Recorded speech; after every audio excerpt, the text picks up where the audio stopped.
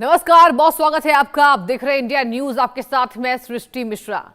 Iran की बात करेंगे। लगता है ईरान के सुप्रीम लीडर खामेनेई को अमेरिका से पंगा लेना भारी पड़ गया है। बताते हैं क्यों।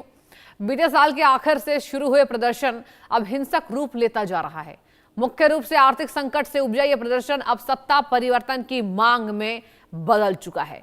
प्रदर्शनकारियों ने ईरान के शानदार कमांडर रहे कासिम सुलेमानी की मूर्ति को भी उखाड़ दिया। खामेनेई के खिलाफ ऐसा विरोध कभी देखने को नहीं मिला। हालांकि पिछले साल शरिया कानून की सख्ती के बाद महिलाएं भी सड़कों पर उतरी थी। तो क्या इस बार अमेरिका पूरा खेल खेल रहा है?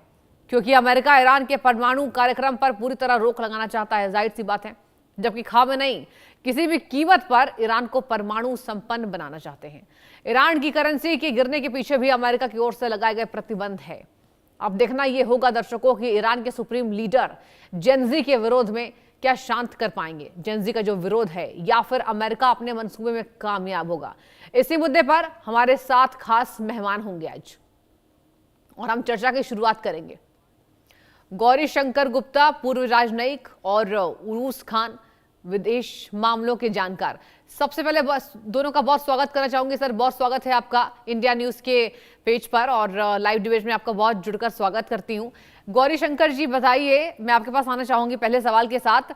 ये जो ईरान में हो रहा है सर, जेनजी का प्रदर्शन, अब खामेनेई कह रहे हैं कि हम जेनजी को चुप करा पाएंगे। क्या आपको लगता है कि आने वाले आसार शांति की ओर है या अशांति? क्या कहेंगे? दृष्टि नमस्कार। आपके दर्शकों को भी नमस्कार सबको। मेरे को लग रहा है कि ये जो प्रदर्शनकारी जो हैं वो अभी काफी क्रोध से भरे हुए हैं, क्योंकि वहां पे जो इकोनॉमिक सिचुएशन है ईरान में, इन्फ्लेशन की रेट 50% है। उनकी करेंसी बिल्कुल डामाडोल हो चुकी है। अभी 14 लाख रियाल $1 के अगेंस्ट में मिल रहे हैं। और ये जो विरोध प्रदर्शन हुआ, ये आर्थिक स्थिति को लेकर शुरू हुआ। जी। लेकिन अब लग रहा है कि ये विरोध प्रदर्शन पूरे खामनाई रिजीम के विरोध में चल रहा है। पहले भी आपको पता है कि औरतों ने एक हिजाब के अगेंस्ट में बहुत बड़ा प्रदर्शन किया था। जी जी। और उसके बाद काफी हिंसा भी हुई थी। और आपको मालूम है, एक जो औरत जिसने लीडिंग रोल अदा किया था उसको मार भी दिया गया था। तो अभी वो प्रदर्शन वापस जुड़ रहा है। औरतें अपना हिजाब फेंक रही हैं। वो नहीं चाहती कि उनकी स्वतंत्रता के ऊपर कोई कुठाराघात हो। बिल्कुल। और जो वहाँ का जो प्रशासन है, उसकी जो नीति है, वो उनके ऊपर हिंसा करने की है। अभी अभी मेरे को पता लगा है कि करीब 45-50 लोगों की मृत्यु हो चुकी है, क्योंकि पुलिस गोली चला रही है।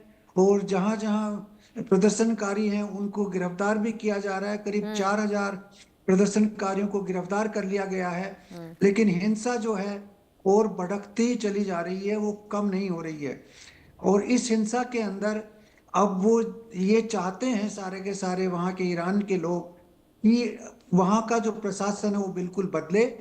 यहाँ तक कि जो पुराने जो प्रशासन थे 79 के पहले, उनके बारे में लाने की बात चल रही है। जी। तो ये एक बहुत बड़ा आंदोलन ईरान में चल रहा है।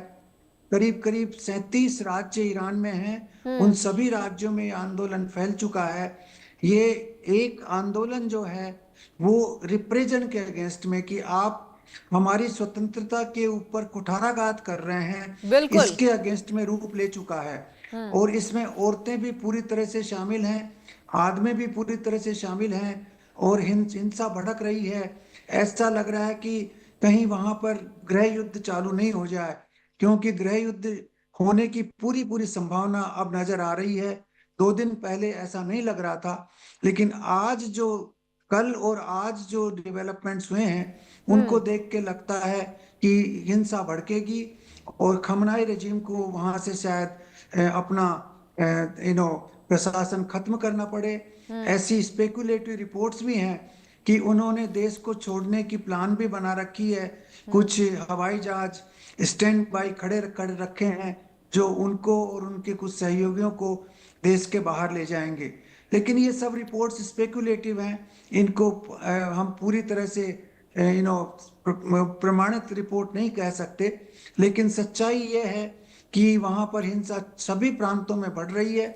और ये जो आर्थिक विरोध था, वो एक प्रशासन विरोध, सरकार विरोध का रूप धारण कर चुका है। और ये क्या रूप में आगे बढ़ेगा, किस रूप में बढ़ेगा, ये कहना बहुत मुश्किल है अभी। बिल्कुल कहना मुश्किल है सर। और ये बातें ईरान भी समझ रहा है कि जेंजी का प्रदर्शन हो रहा है। एक बार मैं उरूज खान जी के पास जाना चाहूंगी, आपकी क्या प्रतिक्रिया सर, जो हालात बने हुए हैं ईरान में और अमेरिका की एंट्री हो गई है, तो अब क्या लगता है आने वाले भविष्य में कैसे संकट देखे जा सकते हैं? देखिए, हमको पहले तो ये नहीं भूलना चाहिए कि जब कोई मुल्क और किसी एक कॉन्फ्लिक्ट से गुजर रहा होता है या इंटरनेशनल किसी प्रेशर से गुजर रहा होता है, जी। और उस वक्त अगर कोई प्रोटेस्ट इरप्ट होता है, तो हमें ये नहीं भूलना चाहिए कि उसके पीछे बाहर की कंट्रीज की इंटेलिजेंस का हाथ है। बिल्कुल। हमें ये चीज नकारना नहीं चाहिए, ये चीज भूलना नहीं चाहिए। अच्छा, कुछ शहर ऐसे भी हैं ईरान के, जो पहले से ही, जहां पर इंटेलिजेंस बहुत टाइम से काम कर रही थी, और खाली सीआईए काम नहीं कर रही थी, वो वहां पर मोसाड भी काम कर रही थी, एमआई भी काम कर रही थी, यूके की। ठीक है, बहुत सारे इंटेलिजेंस वहां पे ऑलरेडी काम कर रही थी, वेस्टर्न पावर्स बहुत वक्त से काम कर रही थी। एक चीज आपको बहुत क्लियर कर दूं, क्योंकि जब बात होती है ईरान की और यूएस के बीच, जब बात होती है और जब टेंशन एस्केलेशन की बात होती है, एक चीज मैं आपको बता दूं कि बेंजामिन नेतन्याहू ने जब पावर में आए थे, उसी वक्त से ईरान को कब्जा करने की बात करना शुरू कर दी थी।